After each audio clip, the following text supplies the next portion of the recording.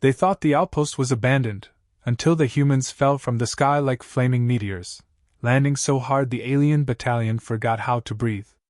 For a moment, even the dust froze in the air, hanging like it feared making noise.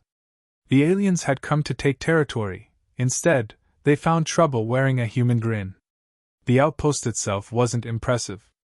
Just a cluster of prefab shelters stuck on the side of a canyon wall, surrounded by sand that looked like it had given up on life. The aliens, the Threx Dominion, marched in confidently, armor polished, weapons humming, banners fluttering as if announcing a festival.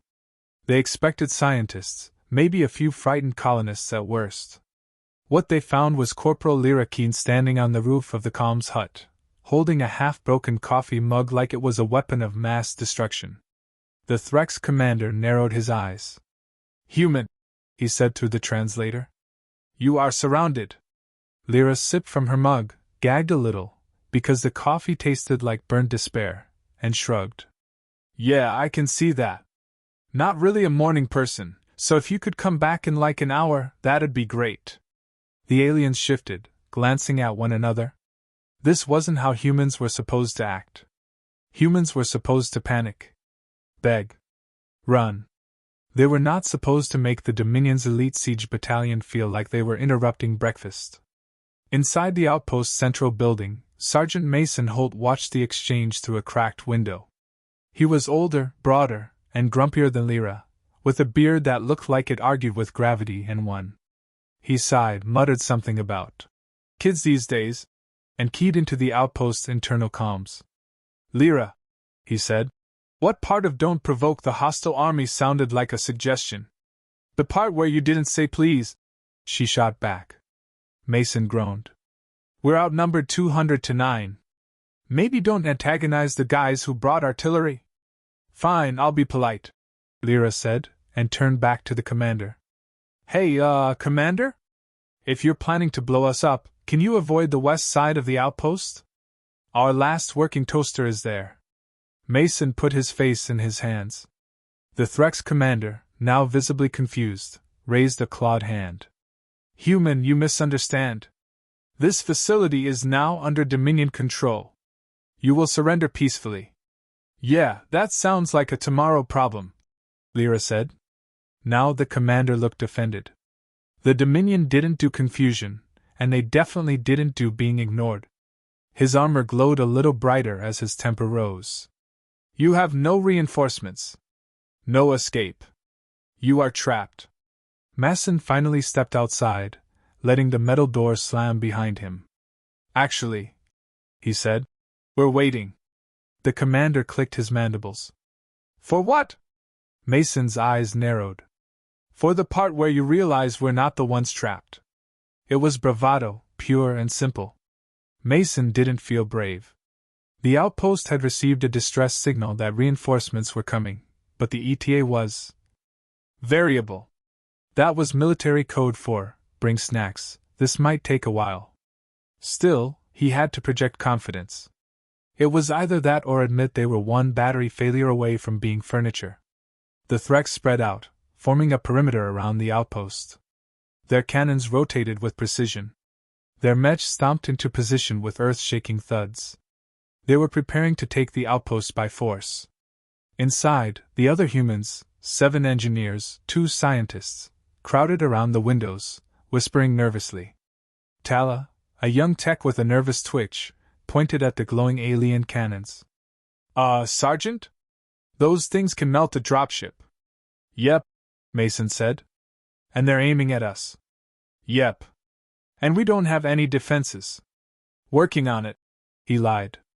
Tala swallowed. "You're lying, aren't you?" "Absolutely." Back outside, Lyra slowly raised her mug. "Hey, Mason," she said quietly. "They're charging their weapons." "Yeah," Mason replied. "I noticed. So, reinforcements?" "Any second now," Mason said. A pause. Lyra lowered her voice. "Do you actually know that?" "No," Lyra sighed. "Okay, well, wanna stall them?" "That's the plan." She hopped down from the roof, landing next to Mason. "All right," she said loudly, projecting her voice across the desert. Before we surrender, we have a few terms. The Threx commander stared, baffled.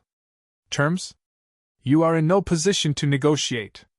See, that's where we disagree, Lyra said brightly. We humans are very particular about our outposts. Lots of sentimental value. Also, we have snacks inside. You destroy this place, and we're all gonna be cranky.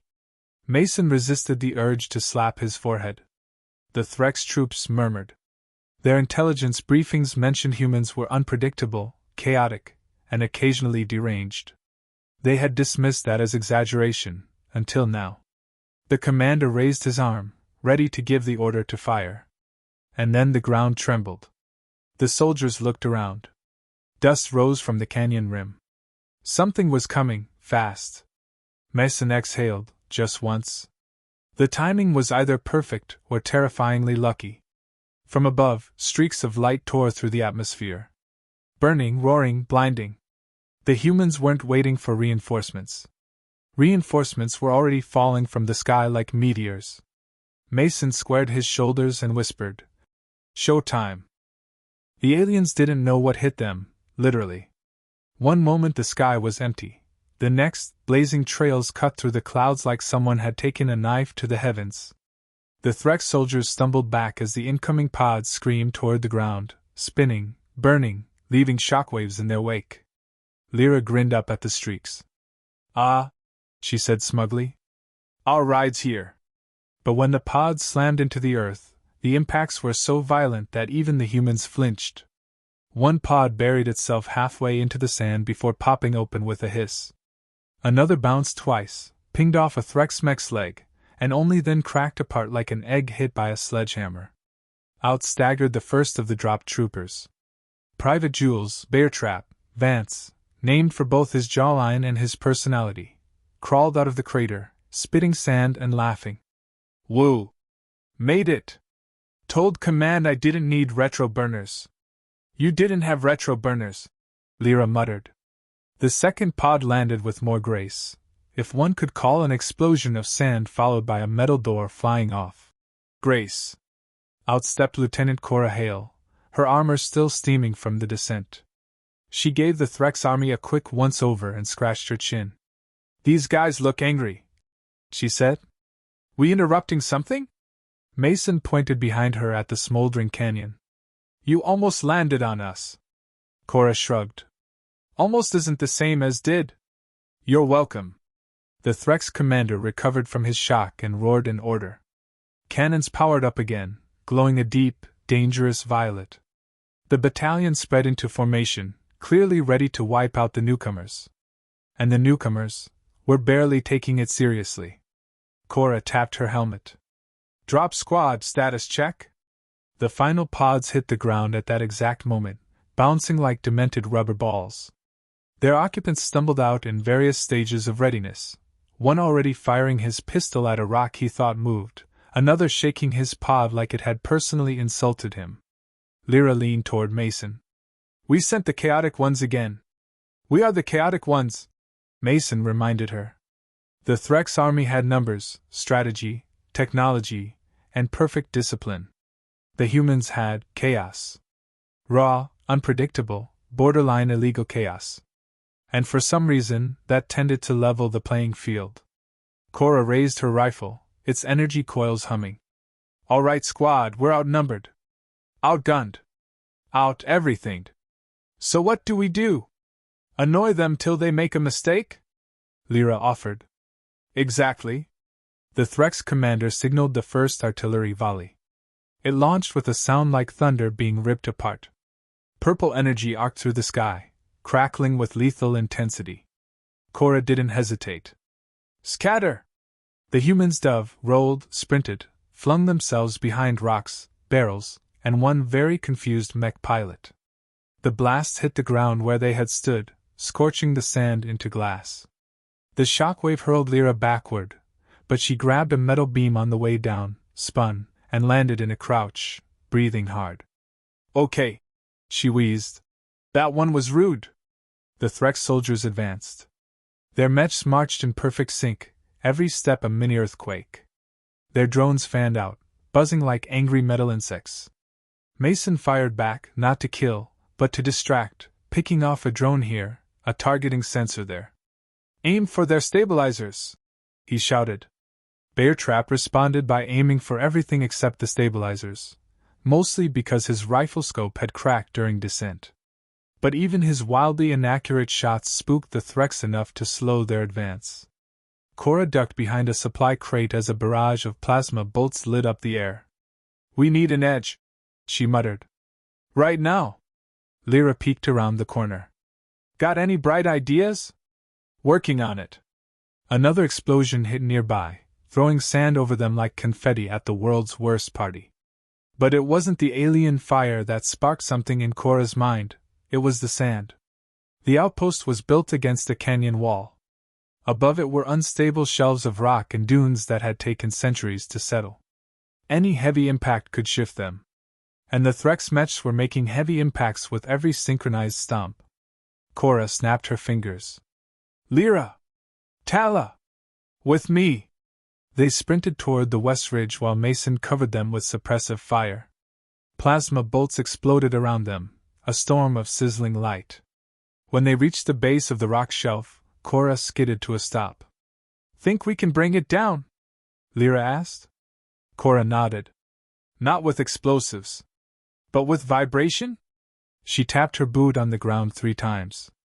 The rock trembled, barely noticeable, but enough to prove the point. "We need the mechs to walk right under this," Cora said. "Then we trigger a slide. That'll bury them," Lyra said, eyes lighting up. "That's the idea." Problem: the mechs were advancing on the other side of the outpost. Solution: humans don't worry about details until after they nearly die. "Hey Mason!" Lyra shouted across the battlefield. "We need the mechs over here!" Mason, pinned behind a metal barrier, yelled back. "You want me to personally invite 2,000-ton murder machines to your location?" "Yes." Mason muttered a prayer for patience, then stood up, waved both arms, and shouted at the Threx mechs. "Hey! Big Ugly! Yeah, you! Your pilots drive like my grandma!" Every human froze. Every alien froze. Even the wind seemed to freeze. The Threx commander turned, insulted on behalf of his entire species. The mechs turned. Then, roaring, stomping, weapons charging, they began marching toward Mason with murderous intent. Mason dove for cover. "I swear," he shouted as he ran. "If this works, I want a raise." Cora grinned sharply. "Get ready. When they get close enough, we make the whole canyon fall on their heads." The ground cracked before the mechs even arrived, each thunderous step sending ripples through the sand like the planet itself was warning everyone to run. Mason dove behind a shattered cargo hauler as a plasma bolt vaporized the metal panel he just touched. Lyra sprinted along the ridge, lungs burning, shouting into her comm. "They're coming straight at you, Sergeant! Don't stand still!" "I am not standing still!" Mason yelled as he rolled down a slope, narrowly dodging a mech foot large enough to crush a shuttle. Cora Hale crouched near the unstable sandstone shelf, analyzing every tremor. The canyon wall groaned like a sleeping giant, tiny fractures spreading like spiderwebs. One wrong move, one mistiming, and the rock slide would either be too early, or worse, too late. "They need to be 10 meters closer," Cora muttered, adjusting her visor's scan. "Come on, big boys, just a little more." The Threx mechs advanced with surgical precision, forming a line of steel and glowing weaponry. Their heavy cannons spun up, their targeting arrays locked onto anything human-shaped. The sheer power radiating from them made even Lyra gulp. "Cora," Lyra whispered. "This looks bad." "Relax," Cora said, eyes fixed on her readings. "It'll only be life-threatening if we mess up." Comforting. Meanwhile, Beartrap Vance sprinted across the battlefield like a man who had forgotten what fear was, or had simply misplaced it. He fired wildly at drones chasing him, laughing while dodging shots that should have vaporized him. "Beartrap!" Mason barked through the calm. "Stop provoking them!" "I'm not provoking them!" Beartrap shouted. "I'm encouraging aggressive negotiations." You're gonna get yourself killed! That's future Bear Trap's problem. A mech stomped down inches from Bear Trap, who dove and slid under its legs, shouting, "Too slow, Tin Can!" The Threx pilots roared in rage, diverting 2 more mechs from their formation to chase the chaotic human. Mason nearly choked laughing. As insane as Bear Trap was, he was buying time, and pulling mechs closer to the collapse zone. Cora monitored every shift in the ground. 6 meters forward, come on! But the Threx commander wasn't blind. He noticed the humans clustering near the ridge. Their defensive positions were too obvious, their movements too coordinated. Something was wrong. He raised his hand, a command signal, and barked an order in his native tongue. The mech stopped. All of them. Cora swore softly. No, no, no. Don't get smart now. The mechs pivoted, reorienting their cannons toward the ridge. They were preparing a synchronized barrage to obliterate the humans and the canyon wall in one catastrophic sweep. Mason sprang up from cover. Cora! They're about to fire! I know! We need them closer! I know. They've stopped. I know, Mason! Lyra grabbed Cora's arm. What do we do? Cora inhaled sharply. We move the target. She stood, raised her rifle, and began firing directly at the command mech, the largest, most armored, most important target in the Dominion's lineup. Sparks bounced harmlessly off its shielding, but the insult? The audacity? That hit perfectly. The command mech's pilots snarled. Their reticles locked onto her. Then they began to move. All of them moved. Cora! Mason shouted. Run! She didn't have to be told twice. She bolted down the ridge, sliding through loose sand, heart pounding. Plasma bolts screamed past her, lighting up the canyon like fireworks. Mechs gave chase, their footfalls shuddering the ground so violently she stumbled twice. Lyra opened fire on the mech closest to catching Cora, aiming for joints, sensors, anything to slow it down. Come on, you overgrown microwave! Follow us! The pilots did. All the mechs did. And now they were right where Cora needed them. The instant the first mech crossed the invisible threshold, the canyon wall trembled violently. Dust blew out from cracks like the escarpment was exhaling. Now! Cora roared. Mason slammed the trigger on the seismic charge he'd planted earlier, a tiny device meant for mining, not warfare, but perfect for this insane plan. The charge detonated deep within a fault line. The cliff didn't just collapse. It disintegrated. A deafening roar swallowed the battlefield as thousands of tons of sandstone broke free at once, crashing down like an avalanche summoned by angry gods. Mechs tried to turn, but their heavy legs sank into the shifting ground. One disappeared instantly under a wave of boulders. Another raised its arms in a futile shield before vanishing beneath a mountain of rock. The Threx soldiers screamed orders, scrambling back as the canyon wall devoured their frontline units.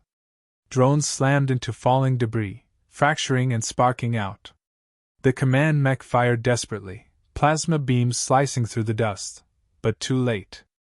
A boulder the size of a shuttle smashed into its torso, flattening it into twisted metal. Mason, watching the destruction from behind a thick steel beam, exhaled shakily. Holy hell! Lyra stared, wide-eyed. We did it! Bear Trap climbed out of a pile of sand, coughing. Are the big fellas dead? He looked up at the enormous cloud of dust still rising. Because if not, they're gonna be real mad.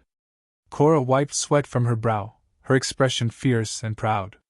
But her relief was short-lived. Her visor beeped, warning.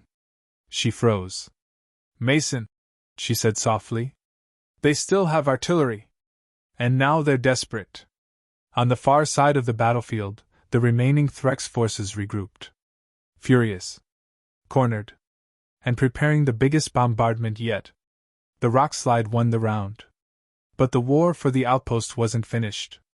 And this time, the aliens weren't holding back. The first shot hit so hard it shook the air out of their lungs. A blazing arc of purple energy slammed into the canyon floor, obliterating everything within a 20-meter radius. The ground buckled. Masson grabbed Lyra and pulled her behind cover as a second blast turned their former hiding spot into molten glass. "They're not aiming anymore!" Lyra shouted. "They're just trying to erase the entire canyon."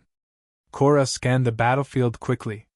The Threx artillery platforms, 5 massive, crab-like machines, were spreading out, locking their stabilizers into the sand. Their cannons pulsed brighter with each passing second.